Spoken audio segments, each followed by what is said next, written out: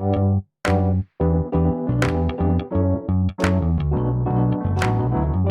by Riverside.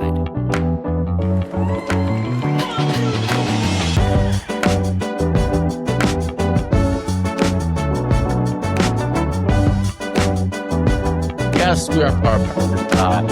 I got FM streaming platform. Welcome to Blue Jay Banner. Today it is Wednesday. Last time I checked. So we're gonna have a show tomorrow, and then we're off for almost 2 weeks. So live with it, people. There's really nothing going on right now, anyway. It's only NCAA rulings every other day, and you know. Right. And then we'll, by the time we're back, we can recap a lot of big volleyball going on. Oh no. This weekend. That's huge. Yeah, I mean, Creighton obviously is in the tournament, or not tournament, but in showcase in Sioux Falls, where they're playing 3 of the top 20 teams in the country. And then number 1 and number 2, Nebraska, Texas, play at Jerry World. It's crazy. Yeah. So that's cool. How volleyball's grown, right? Right. It is awesome. I mean, back when Booth was getting things going, there's like 500 people at these matches, you know? Right. I guess back then Nebraska was drawn pretty well. Yeah. I mean, yeah. So anyway, if you want to get caught up on all the fall sports, check out our show a couple days ago. We broke down kind of what the schedule is for. There's a lot of stuff going on. A lot of we got a doubleheader tomorrow in soccer over at Morrison, and over the Labor Day weekend, moving into the next week in the Labor Day weekend as well. So a lot of stuff going on. But today we thought we'd just we talked a lot about throughout the summer about the guards on this team and how many guards and how deep we have it. And so we thought we'd kind of look back on some teams here in recent memory, how they set up, how this guard crew stacks up. And obviously we have a lot of unknowns and how well they're going to play and so forth. But you can probably look at a lot of different ways. But before we do, I want to talk just about Vino Mas. Go to vinomos.com. Check out everything they have to offer. Great place to go have a glass of wine. Join their wine club. Tremendous wine club. You get wines from all over around the world once a month. It's awesome. And as a wine club member, you get certain discounts like the wine tasting every Thursday and Friday, depending on the location you go to. It's free. So what a deal. So check it all out. And we've talked to you about the passport deal, the rewards program they have, which is really cool. So check out everything at Vino Mas and vinomos.com. Okay, so just to kind of update you. So we refresh everybody's memory. Maybe you missed some stuff in the summer, but so our guard kind of go like this. We've got BJ as the point guard, prohibitive favorite to be the starter, I would say, at the point. And Cottrell Harmon, the freshman that came in, he's kind of the backup right now. We're not going to talk about Brody Robinson because we don't know if he's going to be there or not. Yeah, it'll change tomorrow. And then over at the 2, you've got Wes Enos, who could play point. You've got Austin Schwartz, who has been working out with the point guards somewhat.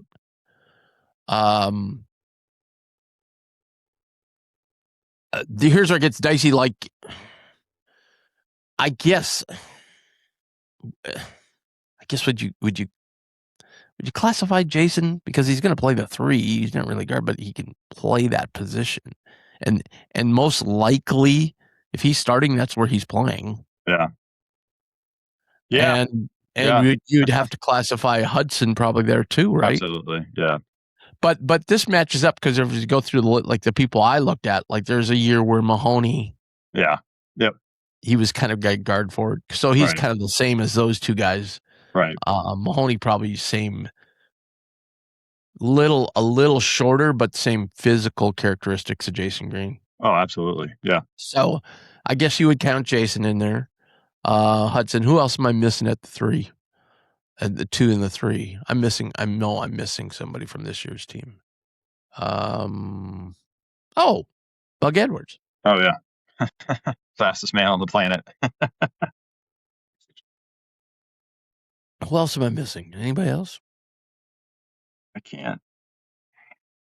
I don't think so. I don't think so. It seems like it's light, though. Yeah. Let's see. So we got two basic point guards. We've got Wes Enos and Swartz, if you want to go there, twos. You got Jason, Hudson, Bug. Edwards would be a 2 as well. So that's 7. Yeah. Yeah. So that's 7 of the 13 players we have right now. So, Yeah. All right. Yeah. Just look at the roster. Yeah, that's we're not missing anybody now. So anyway, so that's the crew of the 7. And so you go back, excuse me. You go back a little bit. I'm going to start with the 17-18 group. And look, we're not talking about, you can go 2 ways here. You can go the best Right. guards you had or the deepest. Yeah. I'm going to start with the deepest category here. Okay. Because in my research, this is probably one of the deepest. Even though I'm going to rattle off these names, you're going to be like, wow, okay. But you had Marcus Foster, Davion Mintz, Kyrie Thomas was considered, he played some 4, Oh, yeah. but he played 3. Ronnie Harrell, Mhm. Tyshawn, and Mitch. That's a pretty solid group right there. Yeah. And plus you had 6 guys. Your only weakness there would be point guard, as we found out in the Right. NCAA tournament. Right. So that was a pretty solid group of players right there. Yeah. Yeah. I mean, that's I Now, think wait the a big minute. thing Now, is depth. I think that's Yeah. if you're talking deep, that's pretty deep. yeah. I mean, Absolutely. because you're not dropping off a lot when you're getting down there. I mean, obviously Kyrie, Marcus, Tyshawn, and Mitch were up there, but still Ronnie could give you something some nights. Oh, absolutely. Yeah. And I mean, Mintz was, I know he's inconsistent here, but I mean, you look what he did at Kentucky. He was pretty good at Kentucky. So, but that was the year after. That was the year after Mo Watson? Yes, it would have been because, like Ronnie didn't, everybody wanted Ronnie to play point when Mo went down, but, he didn't. And I mean, he was not much in that rotation that year, the year Mo went down. And then, he stepped in more the following year.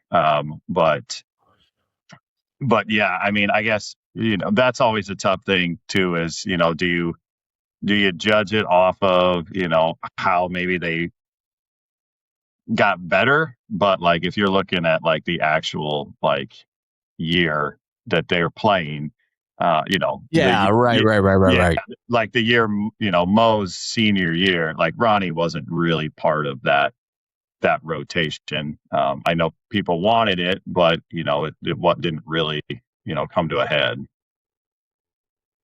Yeah, Mo Watson was a senior in 16, 17. So yeah. So I mean, that as far as depth, I've got another one too that was pretty. You look back at what they did. There were 7 guys in this rotation, and you really had all positions really covered. So you had Zagorowski, and then Sharif was a backup, a competent backup. Okay, Right. Yep. O'Connell. Yep. Kind of a forgotten J, really. Oh yeah. So think about Yeah. it, when you start talking about guys, he's a forgotten guy, and I guess because he wasn't here a long time, and he wasn't probably incredibly consistent. Right. But you're talking about a guy that was talented. Oh, absolutely. I mean, so O'Connell, you had Mitch. That was year after. This was year when Tyshawn had left. So you had Mitch, and then you got to squeeze Mahoney in there, as we said. He was always listed as guard forward versus Jefferson was pretty much listed as a forward. Right. And then, Roddy was on that team. Now, again, inconsistent player, but a depth piece that if somebody went down. So you had, on that team, you had 6 pretty solid guys too. Oh, yeah. Yeah. And I think that's where the big conversation is happening is based on, what we've seen with this year's team is just the depth that they have. And so that has been, the biggest issue with Creighton is some of these big teams that they have, or, some of these really good teams that they have, they could not afford to have one of these guys go down because the next guy was not up to that level, and I think, a great example, and I know we'll never know, is, the COVID year. Mitch, Tyshawn, and Zagorowski. I mean, those 3 guys, that's hard to beat from a talent perspective. But one of those guys goes down, Zagorowski, you go into that St. John's Big East game, it's Jet Canfield. It's so that's kind of how, that's what makes this interesting and fun to think about. But, I think depth is such an it's so important with these guys and the amount of stress and things like that are put on their body, and availability. That's a massive thing. We talked about that when we were breaking down McDermott's top players, and it's just you just got to be there, but having the depth takes some of that pressure off of those guys, and that's what makes this year fun. That's what makes kind of the years you talked about an interesting argument because of the depth and a guy going out. Hey, we can bring in this guy. So yeah, and to be fair, in that COVID year, let's say there was no COVID, but let's say Z still went down. As we win the NCAA tournament, obviously Tyshawn would exactly probably have played 40 minutes at the point. Oh yeah. I think that St. John's half, I think he got in foul trouble, I believe, is why we had to bring Canfield in. I think. Yeah, I think you're right. Yeah. Right. Yeah. Because then Mahoney would have been starting. It would have messed. But again, it would have messed with the depth because it was nice to be able to have Mahoney come in. So right. Okay. Before we talk a little further on this, I want to get to talk about Infusion. So we haven't talked about their beers much lately, but it's football season, which kind of is Bloody Mary season. So, like I told you, they've got that Pickle Slam beer, which is great to throw into some of your Bloody Marys. Gives you a little extra pop and some spice. Just a full lineup of vanilla beans. Like right now, on their website, like they've already got the holiday cookie one out. They've got a pumpkin vanilla blonde ale, which I had last year, which was outstanding. And then their traditional vanilla bean that you could find in many, many, many bars and restaurants around the area. So check out their wonderful lineup. Great place to go have a drink on a Friday in their tasting room or sit outside on their deck and get a flight of beers, and you can taste them all. So check it out. That's Infusion Brewing, infusionbrewing.com. So do you have any other teams? Like, you can't, if you want to go 22-23, you can't. You've got Nemhard, Trey, and Baylor. Yeah. Right. Yeah. But beyond that, if you're talking depth beyond that, I know those guys were pretty much warriors. They were going 35, 40 minutes a game. Yeah. I think that's the big thing is, it kind of broke it down kind of similar to, what you thought about was like depth, but then like skill wise, and the depth pieces, it's hard to argue, or there's really not any other ones that I could really think of that the depth wise that besides the ones you brought up.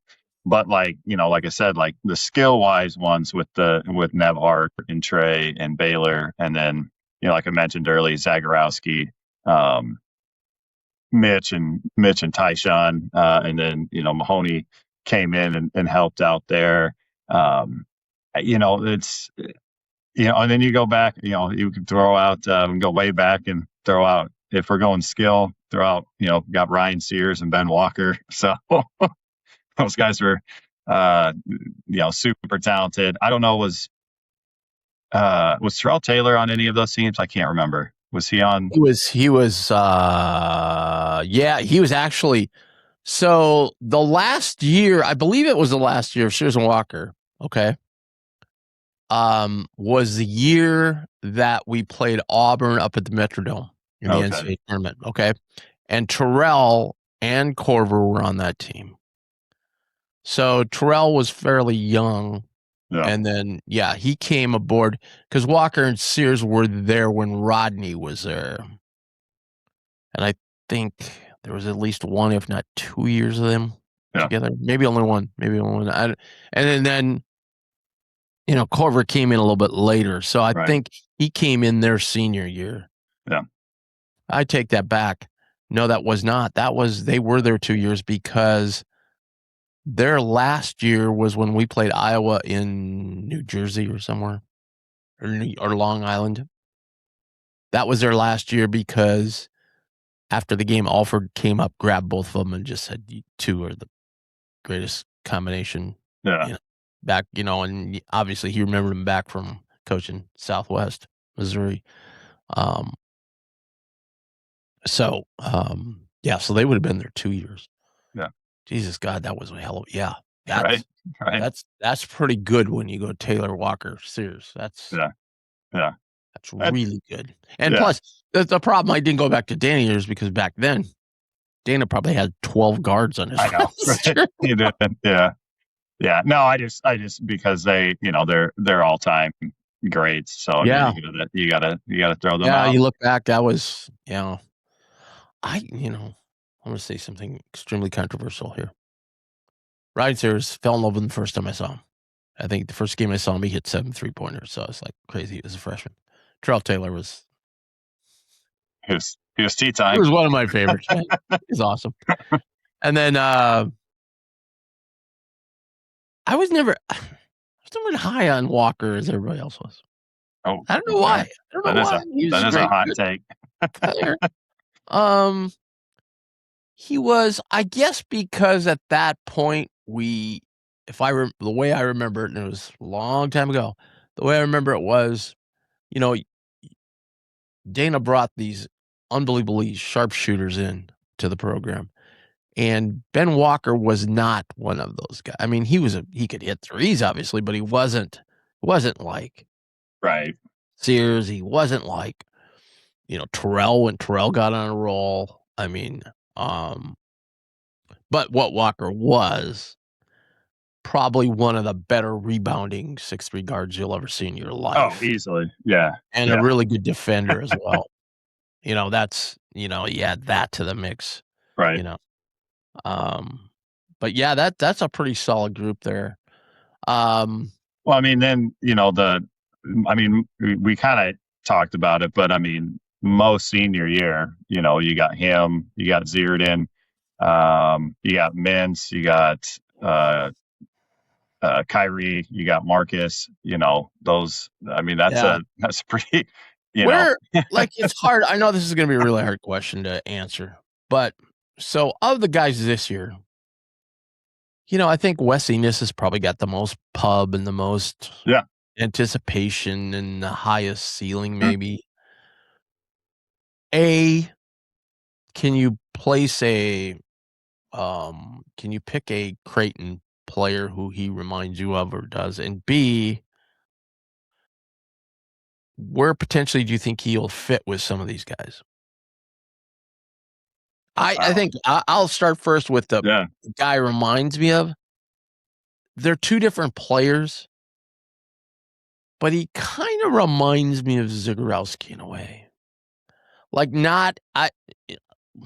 can't say that. I think they're probably equally as good shooters. I think Wes can hit the shots that Zig can hit. I mean, he can hit guarded threes. Wes is way bigger, like physical. Oh, yeah. Much more Yeah. physical player. So I think taking it to the hole, he can do a lot more that way. Yeah. But I mean, I think maybe in that Yeah. realm, if you're looking at where Zagorowski finished his career and what we thought of him, Yeah. which was very high, Wes can even get higher, I think.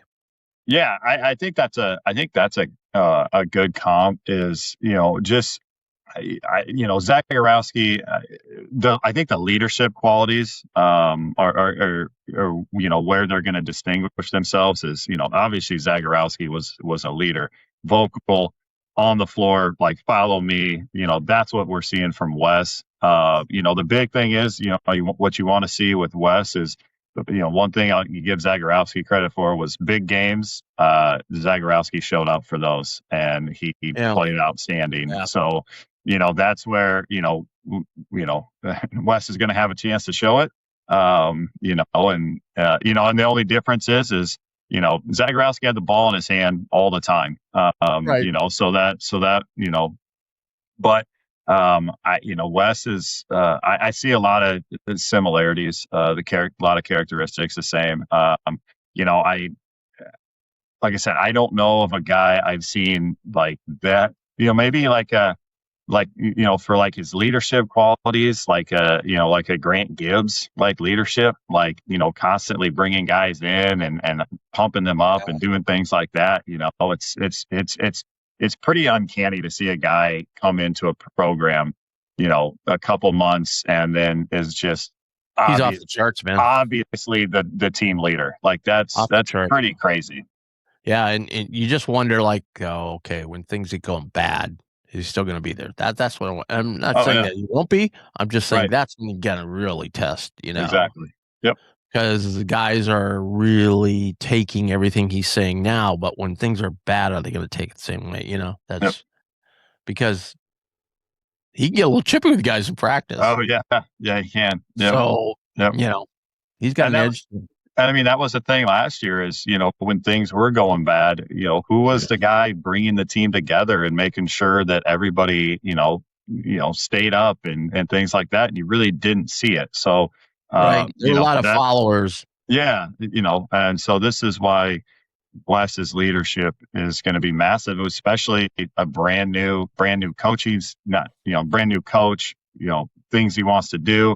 A whole bunch of new players. I think that's, it's going to be so important.